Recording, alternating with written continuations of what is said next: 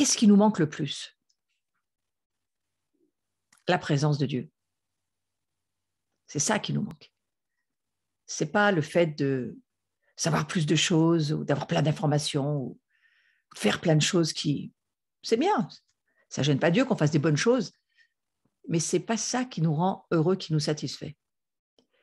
Ce que Dieu essaye de nous dire dans cette saison, cherchez-moi parce que moi, je veux revenir. Je crois que Dieu veut revenir dans les nations. Le réveil, c'est ça. C'est quand une nation a connu... Pourquoi il faut un réveil? Parce qu'on est endormi. On a besoin d'un réveil quand on dort. Parce que si on est réveillé, on n'a pas besoin d'un réveil. On est réveillé. Donc, si nous parlons de réveil dans notre nation en ce moment, c'est parce qu'on a besoin de se réveiller, parce qu'on dort.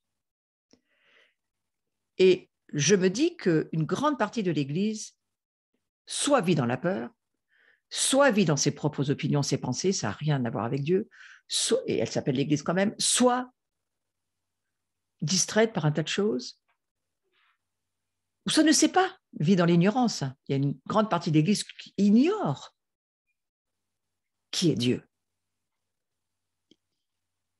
Une grande partie d'entre nous, on pense connaître Dieu parce qu'on a lu le livre et qu'on donne une forme à nos pensées, une forme en ayant lu le livre avec nos opinions, nos façons de voir, notre culture.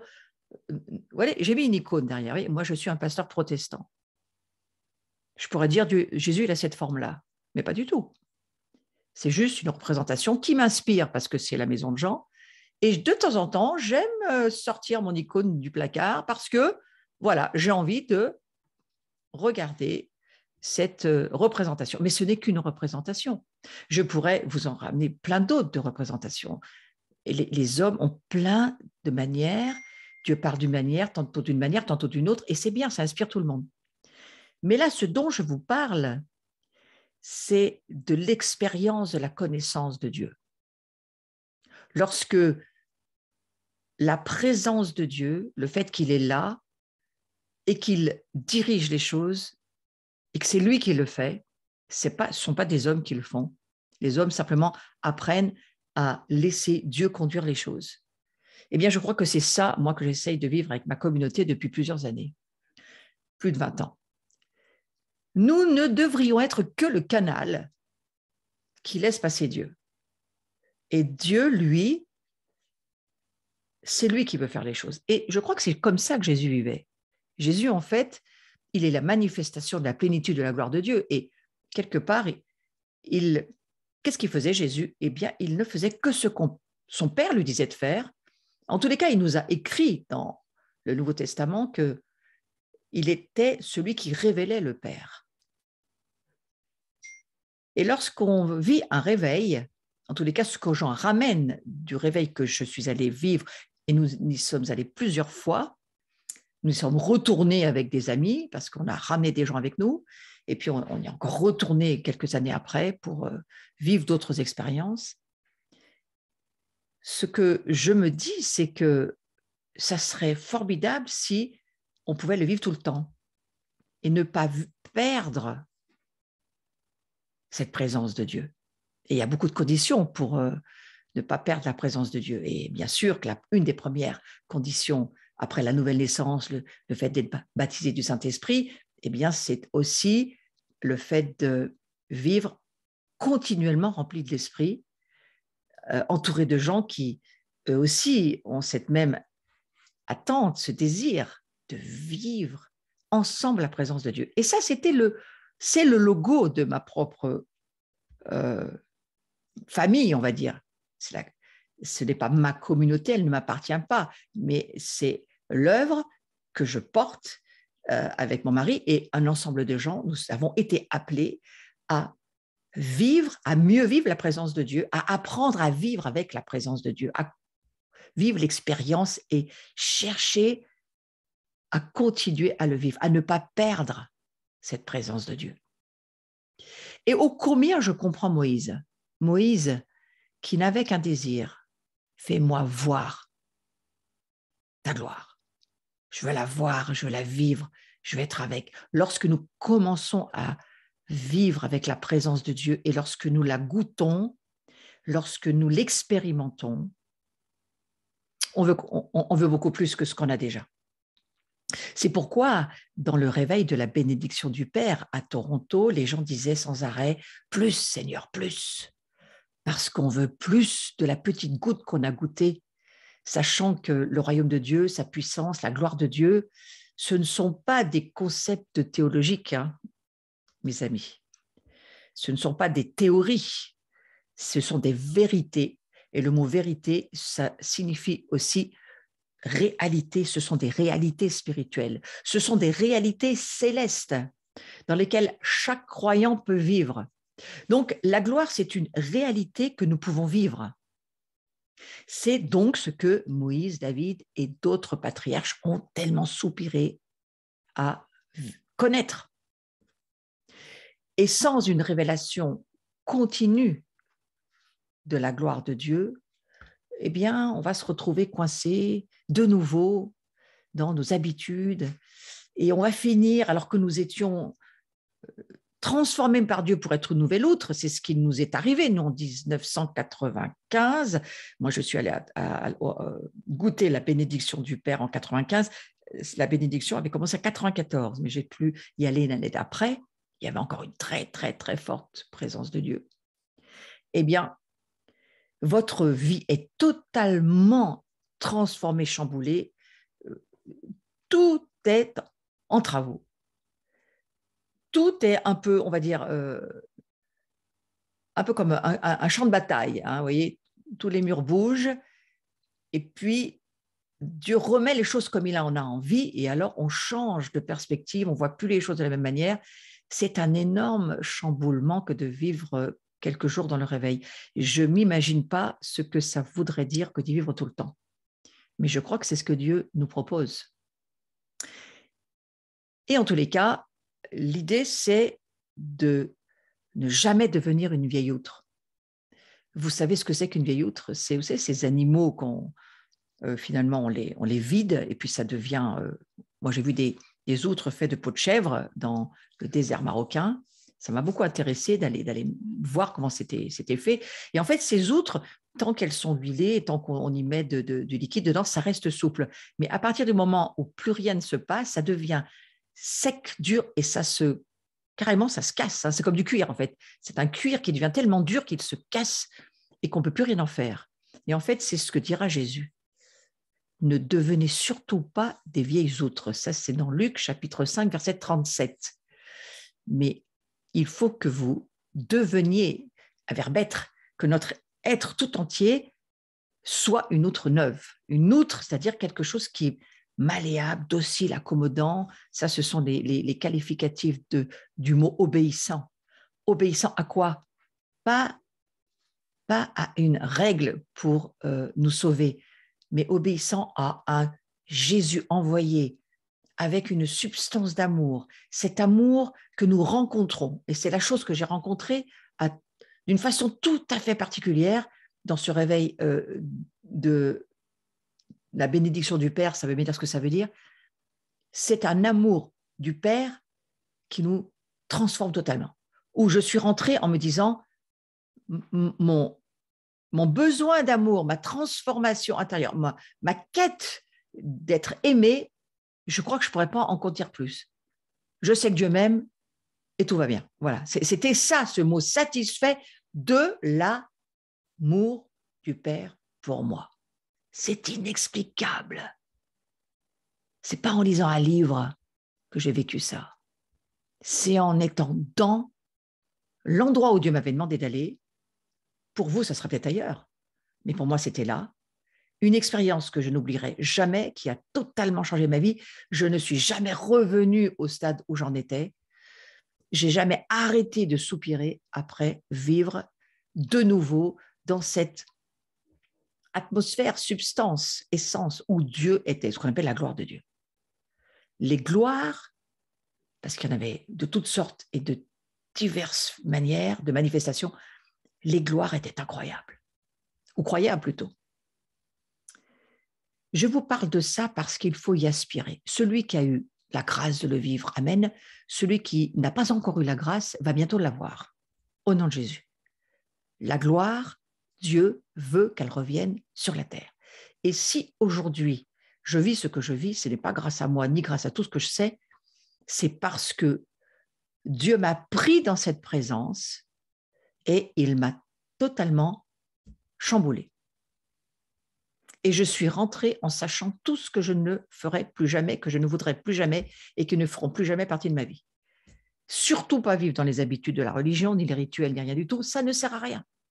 Mais vivre en le cherchant lui, dans la communion, dans l'adoration, dans la présence qu'il nous promet d'être en nous. Et on est dans une année où Dieu veut construire sa maison comme il le veut, avec qui il veut, où il veut, quand il le veut. C'est l'année de la maison cette année. 5782, 2, c'est le chiffre bête, c'est la maison. Et il y a quelque chose de particulier cette année. Et Dieu vient nous redire, je veux faire venir ma gloire. Qu'est-ce que ça veut dire? Ça veut dire, je veux venir vivre ma présence dans ta vie. Et si j'y suis vraiment, tu vas voir que ça va changer des choses. La gloire de Dieu dans notre maison. Waouh! Alors, il faut surtout se laisser faire par Dieu dans cette, on va dire, cette année particulièrement. Passer du temps avec lui. Alors, en fermant la porte de notre chambre, c'est une chose, c'est important, il faut le faire. C'est extrêmement important de... Je ne sais pas si je vais retrouver mon verset, je crois que c'est Matthieu 6, 6, je crois qu'il dit ferme la porte de ta chambre parce que Dieu, là, il se tient dans le secret. Et alors qu'il est dans le secret, eh bien, il t'attend. Il est déjà là. Donc, si nous fermons la porte de notre chambre et que nous cherchons Dieu dans la prière, il est déjà là. Donc, ne priez pas qu'il vienne, il est déjà là. Il vous attend et il veut passer du temps avec nous. Ça, c'est une chose importante. Mais il y a une autre chose, c'est d'aller dans des endroits où il y a déjà la présence de Dieu. Et alors que nous laissons être baptisés. Alors, j'aime bien le terme baptisé parce que baptisé, ça veut dire immerger. Donc, nous nous laissons immerger dans cette présence de Dieu et c'est cette présence de Dieu-là qui nous change. Vous verrez, on va beaucoup en reparler dans le cours sur la gloire, mais c'est la substance, la présence de Dieu qui est déjà là, qui nous change. Et vous savez que Dieu, où est-ce qu'il est? Où est-ce qu'il se trouve? Au milieu des louanges de son peuple. Donc, lorsque nous louons Dieu, lorsque nous l'adorons, avec, évidemment, pas que du bout des lèvres, hein, mais avec un cœur engagé, un cœur qui est là, un cœur rempli de foi, un cœur, oui, un cœur. C'est extrêmement important, le cœur, parce que Dieu, il cherche des cœurs. Et là, il vient. Et là, ça nous transforme. Donc, je vais aller jusqu'à dire que sans révélation, nous mourrons. Nous mourrons spirituellement d'abord. Et nous ne pouvons pas vivre sans la révélation. Parce que sans révélation, c'est-à-dire sans la présence de Dieu qui, elle, est révélation, il est la parole incarnée, c'est la révélation, nous empêcherons Dieu de faire quelque chose de nouveau dans notre vie. Ce qui nous fait vivre dans les nouvelles kainos, nouvelles dimensions, ce sont les révélations nouvelles. C'est pourquoi il faut chercher Dieu dans sa parole, lire la parole de Dieu, implorer l'Esprit Saint qui est en nous, il est là, ne priez pas pour qu'il vienne, il est déjà là, il vit chez vous, mais simplement implorez-le qu'il vous accorde des révélations et que ces révélations vous amènent à vous maintenir et maintenir en vous du nouveau vin, du vin nouveau, de l'huile fraîche, et donc que votre outre, le contenant que vous êtes, ne devienne pas sec, dur, incapable de supporter à l'intérieur quelque chose de nouveau. Ça, ce sont des choses qu'il faut savoir si nous voulons accueillir la gloire de Dieu. Et je vais revenir sur le fait que lorsque la présence de Dieu se manifeste, eh bien, il y a des transformations radicales qui s'opèrent dans la vie des gens. Moi, c'est mon histoire, donc je sais que c'est vrai. Bien sûr que j'ai déjà vécu des dimensions de gloire dans ma propre communauté, durant des temps d'adoration, de présence de Dieu, de ministère avec lui. Mais les plus grands moments que j'ai jamais revécu comme ça, c'est dans ce qu'on a appelé le réveil qui s'est passé à Toronto. Ce n'est pas le réveil de Toronto, c'est le réveil qui s'est passé à Toronto et qui s'est appelé la bénédiction du Père. Et je remercie le Seigneur d'avoir goûté à quelques gouttes de sa présence, sans doute. Et vous savez, c'est comme le vin. Si vous goûtez un très bon vin et que vous goûtez juste derrière un vin qui n'est pas bon, vous allez faire tout de suite la différence. Et donc, ça m'a permis, en tous les cas, d'apprendre beaucoup de choses et de réaliser qu'est-ce que ça veut dire, qu'est-ce que ça produit quand Dieu est dans une pièce et que l'homme n'est plus en contrôle. Eh bien, je me dis que c'est quand même ce qui est écrit dans l'Ancien Testament lorsque les textes nous disent que la gloire du deuxième temple, le temple de Salomon, était tellement grande que les serviteurs ne tenaient plus debout dans le temple. Mais moi, je l'ai vu en vrai. Et je peux vous dire, ça fait flipper. Mais c'est bien. C'est une belle dimension. Mais ça fait flipper. Hein. Moi, je me suis retrouvée dans des endroits où je ne pouvais pas marcher. Je ne pouvais pas me tenir sur mes jambes. Je ne pouvais pas me tenir debout. Et par terre, j'étais avec d'autres, je n'étais pas la seule. Il y avait mon mari à côté de moi qui était dans le même état. On se disait, mais combien de temps ça va durer? Eh bien, ça a duré des heures et des heures. Vous n'avez pas intérêt d'avoir rendez-vous chez le dentiste parce que là, ça ne marche pas. Vous ne pouvez pas bouger. Donc, ce sont des temps qui ont été mis à part de notre vie. J'en parle rarement, mais là, j'en parle. Parce que je crois que ça va revenir. Je crois que Dieu va revenir. Il le veut. Il a dit, je veux revenir dans ma maison. Est-ce que vous pourriez réaliser que j'ai besoin d'un foyer? Puisque j'ai décidé que vous étiez ma maison, quand même, vous devriez comprendre que j'ai besoin d'être dans ma maison. Ce n'est pas le tout que vous sachiez que vous êtes ma maison. Maintenant, moi, j'aimerais bien être chez moi. Et vous, donc, un petit peu moins chez vous, peut-être, parce que, au fond, notre vie ne nous appartient plus, elle appartient au Seigneur. Et voyez-vous, j'étais en discussion avec cet après-midi avec je ne vais pas vous dire son nom, mais quelqu'un que tout le monde connaît et qui est très apprécié sur notre nation en termes de ministère apostolique. Et cette personne me disait la même chose. Elle me disait, moi, je cherche, j'attends, je soupire après la présence de Dieu. Je suis fatiguée que Dieu soit si peu là avec nous. Eh bien, moi, c'est la même chose. Donc, notre priorité, on dit toujours, on va le dire, bien sûr, là, notre priorité, c'est de suivre Jésus. Très bien.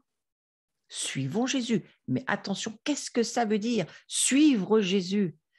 Alors, ne pensez pas forcément avec vos paradigmes humains, mais pensez-le avec le Saint-Esprit. Je prie ce soir que le Saint-Esprit vous amène une révélation nouvelle, fraîche, quelque chose qui vous amène de nouvelles perspectives, des nouvelles compréhensions spirituelles, de nouvelles visions, de nouvelles dimensions que vous avez jamais encore vues de votre vie. Donc, je continue sur la priorité, suivre Jésus, ça veut dire quoi? Eh bien, laisse-moi le visuel. Nous devons suivre le faiseur de miracles, pas les miracles. C'est en le suivant que Dieu confirmera sa parole avec des signes. Nous aimons les signes, les prodiges, mais le meilleur, ce n'est pas les signes, les prodiges. Le meilleur, c'est de connaître le Dieu qui fait les signes et les prodiges. Et sa gloire, connaître Dieu, c'est connaître sa gloire dans tous les domaines. Devenir son instrument afin de toucher le monde avec l'évangile. Et la finalité, c'est quoi? Gagner des âmes. La gloire, c'est fait aussi pour gagner des âmes, bien sûr. Donc, je vais sur le premier visuel. Notre priorité devrait être de rechercher sa gloire, c'est-à-dire sa présence. Ensuite, les signes, eh bien, ils nous accompagneront. Frères et sœurs, ne recherchez pas les signes. Recherchez celui qui fait les signes.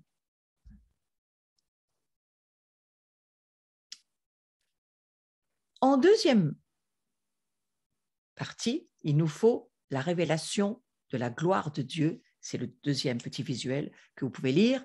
Il nous faut la révélation de la gloire de Dieu avant de pouvoir faire l'expérience de sa manifestation. C'est important.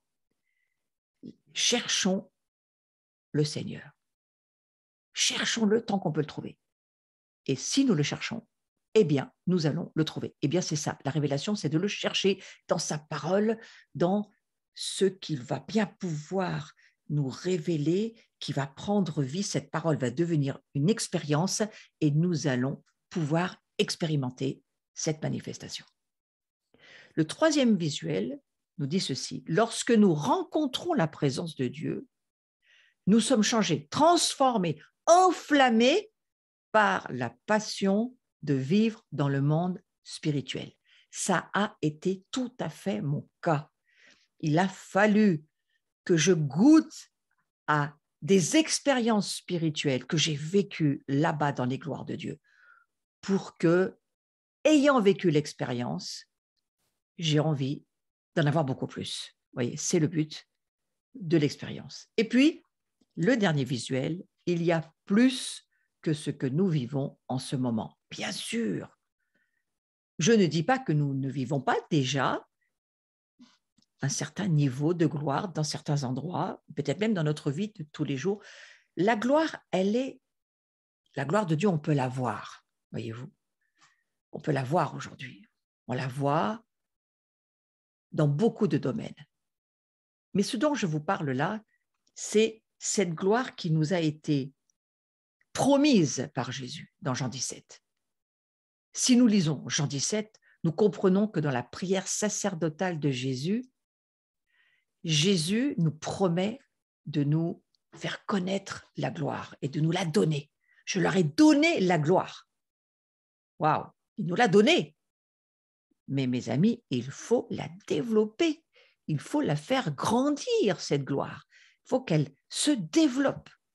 Et pour cela, il faut la chercher.